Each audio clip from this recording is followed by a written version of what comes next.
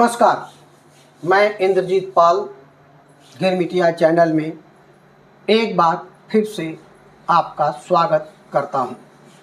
दोस्तों, पिछले अंक में हमने बताया था कि किस तरह से भारत में राज कर रही अंग्रेजी सरकार ने अपने उपनिवेशों में स्थित प्लांटेशन मालिकों को बचाने के लिए बेईमानी और धोखे से लाखों हिंदुस्तानियों को देश से बाहर गिरमिटिया व्यवस्था लाकर उनकी मातृभूमि से उजाड़कर विदेशी ज़मीन पर बसा दिया। दोस्तों, मॉरिशस पहुंचने के बाद ट्रेडिंग कंपनी ने हिंदुस्तानी गिरमिटिया मजदूरों को एक दूसरे से अलग कर प्लांटेशन मालिकों की मांग के अनुसार मजदूरों को देते गए। इस तरह मॉरिशस पहुंचने के बाद समूचे द्वीप में फैले अंग्रेजी प्लांटेशन कंपनियों के पास हिंदुस्तानी गिरमिटिया गिरवी हो गया। यही नहीं, ट्रेडिंग कंपनी गिरमिटिया मजदूरों को भारत से एग्रीमेंट करके मॉरिशस ले गई थी, लेकिन वहां से बिना भारत स्थित अधिकारियों को सूचित किए मॉरिशस से उठाकर हजारों किलोमीटर दूर दूसरे ब्रिटिश उपनिवेशों जैसे फिजी, ऑस्ट्रेलिया, रियूनियन, गयाना तथा त्रिनिडाद भेज दिया। इसलिए अधिकांश लोगों के बारे में पता लगाना और मुश्किल हो गया और वापस भारत लौटना उनका सपना ही रह गया। कलकत्ता से ले गए हजारों गिरमिटिया मजदूरों को एक साथ लेकिन मॉरिशस ले जाकर उन्हें एक जगह नहीं रहने दिया गया, बल्कि उन्हें पूरे मॉरिशस में छितरा दिया गया। मातृभूमि से हजारों किलोमीटर दूर ले जाकर अंग्रेज़ों ने उन्हें अपने लोगों से भी दूर कर दिया। उस समय हिंदुस्तानियों की पीड़ा कितनी गहरी रही होगी, जिसकी कल्पना करने मात्र से ही दिल सिहर उठता है। इस तरह मॉरिशस पहुंचते ही गिरमिटिया को मानसिक ट्रॉमा से गुजरना पड़ा था। प्लांटेशन पर काम करने वाले गिरमिटिया मजदूरों को पहले अलग अलग ग्रुप में बांटा गया और हर एक ग्रुप का एक ग्रुप लीडर बनाया गया, जिसे सरदार कहा जाता था।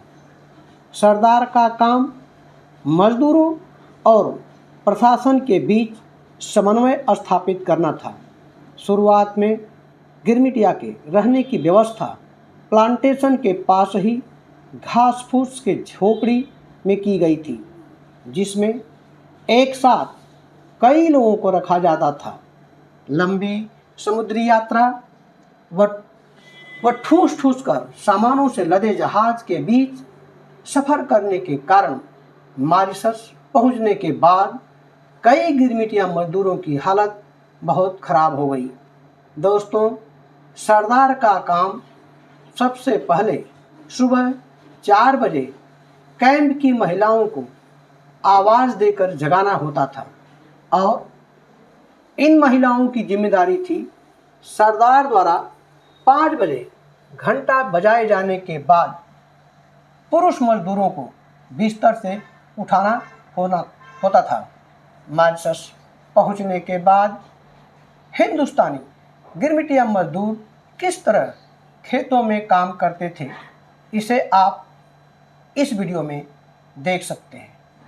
महिलाओं को गन्ने के खेतों में पत्तियों को छीलना पड़ता था तथा बुआई के काम में लगाया जाता था, जबकि पुरुष गिरमिटिया को गन्ने की कटाई से लेकर ढोने तथा मिलों तक पहुंचाने का काम करना होता था।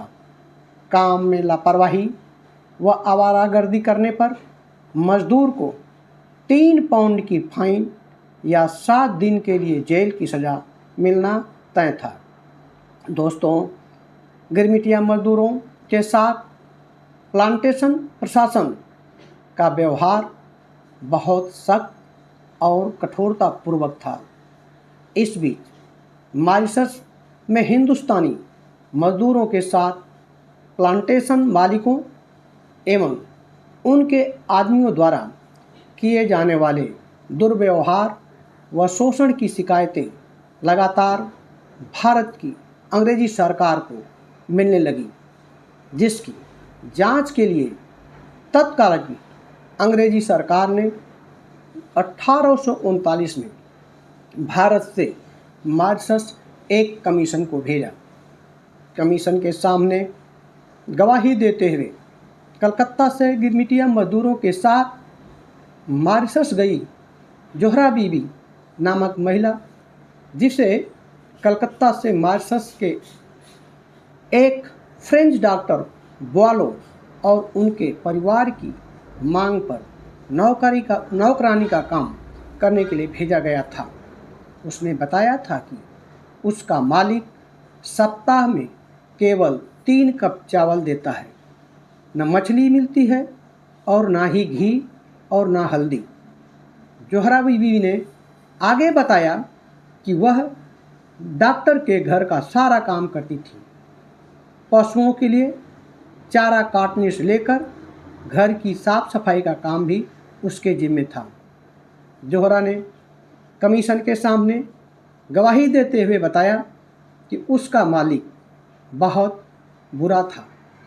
वह उसे अपना रखैल बनाकर रखना चाहता था, जिसको लेकर जोहरा ने 3 बार पुलिस में शिकायत की थी, लेकिन पुलिस ने डॉक्टर का ही साथ दिया। डॉक्टर के साथ संबंध बनाने से इनकार करने पर जोहरा को मारा पीटा गया तथा उसके स्तन को लोहे के रॉड से दाग दिया गया। जोहरा को 2 साल तक केवल आधा वेतन दिया गया। हिंदुस्तानी महिलाओं के साथ बदसलूकी की केवल प्लांटेशन के लोग ही नहीं करते थे, बल्कि हिंदुस्तानियों की ओर से भी महिलाओं को सहना पड़ता था। हिंदुस्तानी महिलाओं की संख्या प्रारंभ में मॉरिशस में कम होने के कारण औरत को लेकर गिरमिटिया लोगों में आपस में काफ़ी लड़ाई झगड़ा होता रहता था। प्लांटेशन प्रशासन का दुर्व्यवहार ऐसा था कि यदि कोई मजदूर काम पर जाने से एक दिन गैर हाजिर होता था तो उसका 2 दिन का वेतन काट लिया जाता था। मजदूरों को समय पर वेतन का न मिलना, रहने की खराब व्यवस्था तथा राशन एवं स्वास्थ्य संबंधी समस्याएं बिल्कुल आम थी। मॉरिशस में भारतीय गिरमिटिया मजदूरों के रहने की व्यवस्था प्लांटेशन प्रशासन द्वारा कठोरतापूर्वक दासों जैसे काम कराने जाने एवं उनके बार बार बीमार पड़ने को लेकर एडोल्फ डी प्लेटविट्ज नामक एक यूरोपीय प्लांटर ने 1870 के दशक के मध्य में ब्रिटिश सरकार को भारतीय मजदूरों के हालातों की जांच करने के लिए लंदन से मॉरिशस एक कमीशन भेजने के लिए राजी किया। लंदन से भारतीय मजदूरों के रहने और काम कराने की प्रक्रिया की जांच करने मॉरिशस पहुँचे रॉयल कमीशन ने 1872 में अपनी रिपोर्ट में बताया था कि कॉलोनी से गुलामी भले समाप्त हो गई हो, लेकिन गिरमिटिया मजदूरों के रूप में अभी भी मौजूद है।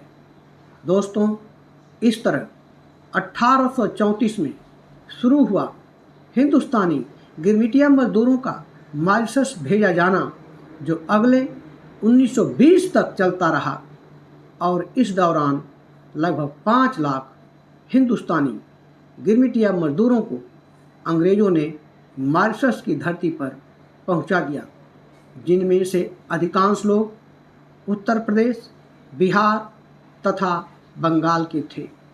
मॉरिशस पहुंचने वाले गिरमिटिया मजदूरों में से नाम मात्र के लोग ही वापस अपनी मातृभूमि लौट पाए। बाकी वहीं एग्रीमेंट की अवधि समाप्त होने के बाद प्लांटेशन व प्रशासन द्वारा दी गई जमीन पर खेती करने लगे और मॉरिशस ही उनका देश बन गया। इस वीडियो में गिरमिटिया की दौर में मॉरिशस की धरती पर पारंपरिक तौर पर गाजे बाजे के साथ खुशी मनाते देखते हुए आपसे विदा लेते हैं। फिर मिलते हैं अगले अंक में, तब तक के लिए धन्यवाद, नमस्कार।